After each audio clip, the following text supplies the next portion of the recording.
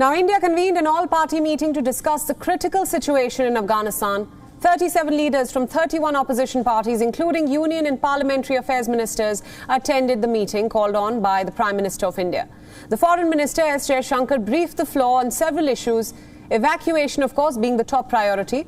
The government described the situation in the war-torn country and said how the Taliban broke all promises made in the Doha Agreement. Given the Taliban's past in Afghanistan, the international community is now on a wait-and-watch mode before deciding the next move.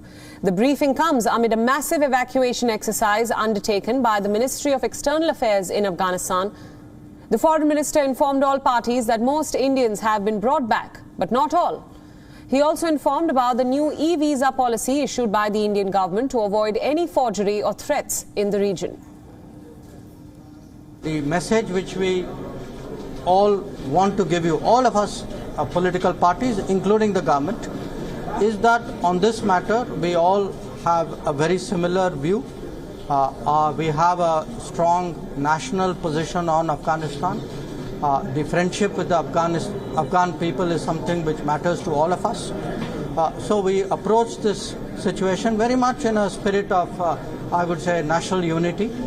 So there were concerns. Most of the questions and issues were about evacuation. I shared with them that we have under Operation Devi Shakti done 6 flights. The latest flights was this morning, which took off at 3 o'clock.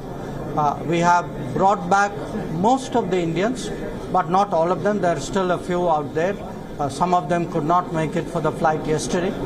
But definitely we will try and bring out everybody. According to the latest reports, the Taliban have stopped more than 100 Afghan Sikhs from entering the airport. 140 Sikhs were scheduled to arrive later today in Delhi from Kabul on an annual pilgrimage tour. They boarded a bus but were not allowed to enter the Kabul airport. The president of a Gurudwara association in New Delhi has now informed the government that this group of Afghan Sikhs was coming for the 400th birth anniversary of one of the Sikh gurus.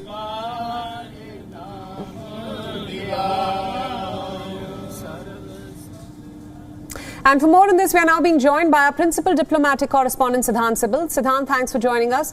Now, India's Foreign Minister, S. Jaishankar, has made it clear that at the all-party meet, that the evacuation is currently the top priority. Tell us more about the meeting and what can you tell us about the evacuation of remaining Indians before the deadline of August 31st? Well, there is heightened concern about the situation in Afghanistan, and there was the all-party meeting. Rarely there is an all-party meeting on any foreign issue. Usually there have been domestic issue dominating the entire all-party meetings, and this is a rare instance, and in which we know Indian External Affairs Minister talked about India's priorities, the measures India has taken, what next, how India is coordinating with its allies. It was a 3.5-hour long session in which a number of MPs participated, but largely if you look at the priority, he made it clear that it's evacuation of the Indian nationals. He said that a substantial number of Indians have been evacuated, but still some Indians are there in the country, and India will be prioritizing their evacuation as well. India, of course, has been bringing Afghans as well. Over the weekend, we know 2 Afghan MPs, Anarkali Honaryar and Narendra Singh Khalsa, were brought to India in the evacuation flights. It's Operation Devi Shakti. 6 flights have gone under the operation. We can expect more flights as well. But by and large, when it comes to India engaging with its partners, that was also discussed in this meeting. We know that the Indian Prime Minister Narendra Modi and the Russian President Vladimir Putin had conversation earlier this week in which both countries announced that they're going to establish a permanent channel for consultation on the situation in Afghanistan, given the fact that there is security challenge not just for India but also for Russia as well, because a spillover from Afghanistan will impact the Central Asian countries like Tajikistan, Uzbekistan, Turkmenistan, who share land border with Afghanistan. India, of course, is worried about Pak-based international terror groups like Lashkar-e-Taiba and Jaish-e-Mohammed. They will find space in Afghanistan under Taliban rule, and they could, of course, impact India's security as well. But the Indian side is confident that they will be able to deal with any kind of challenge which arises in the future. Right, Siddhant, my final question for you now. Currently, the international community, of course, is on a wait-and-watch mode when it comes to Afghanistan. What is going to be the Indian strategy in dealing with the Taliban?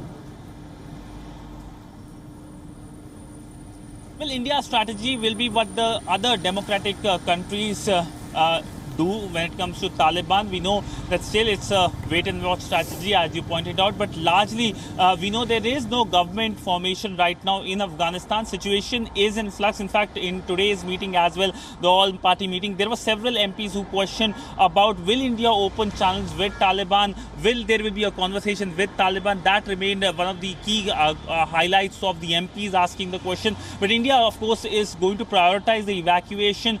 There is a big worry as well for the Afghan Hindus and Sikhs when it comes to evacuation, because the Taliban just 2 days ago in the press conference by their spokesperson Zabiullah Mujahid said that no Afghans will be allowed to leave the country, but these were minorities who wanted to come to India for pilgrimage. So the Sikh community leaders have expressed their worries over their development, and India, of course, will be making sure that they are brought back. But it's a complex process given that India need to coordinate with many countries as well, including US, Tajikistan and of course Iran.